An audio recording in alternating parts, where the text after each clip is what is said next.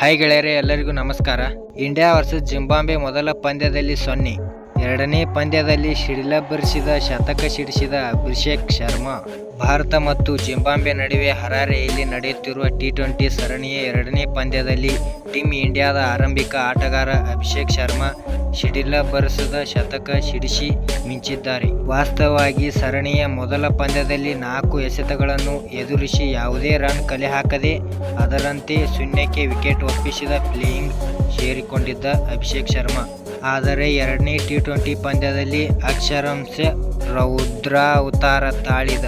ಈ ಪಂದ್ಯದಲ್ಲಿ ಸಿಕ್ಸರ್ ಸಿಡಿಸುವ ಮೂಲಕ ತಮ್ಮ ಖಾತೆ ತೆರೆದಿದ್ದ ಅಭಿಷೇಕ್ ಶರ್ಮಾ ಸತತ 3 ಸಿಕ್ಸರ್ ಸಿಡಿಸುವ ಮೂಲಕ ತಮ್ಮ ಚಂಚಲ ಅಂತಾರಾಷ್ಟ್ರೀಯ ಟಿ20 ಶತಕ ಪೂರೈಸಿದರು. ಹಾಗೆಯೇ ನಮ್ಮ ವಿಡಿಯೋ ಇಷ್ಟವಾದರೆ ಲೈಕ್ ಮಾಡಿ ಮತ್ತು ಸಬ್ಸ್ಕ್ರೈಬ್ ಮಾಡಿ ಮತ್ತು ಹೇಗೆ ಆಗಿದೆ ಎಂದು ಕಮೆಂಟ್ ಮಾಡಿ ಮತ್ತು ಶೇರ್ ಮಾಡಿ. ಎಲ್ಲರಿಗೂ ನಮಸ್ಕಾರ.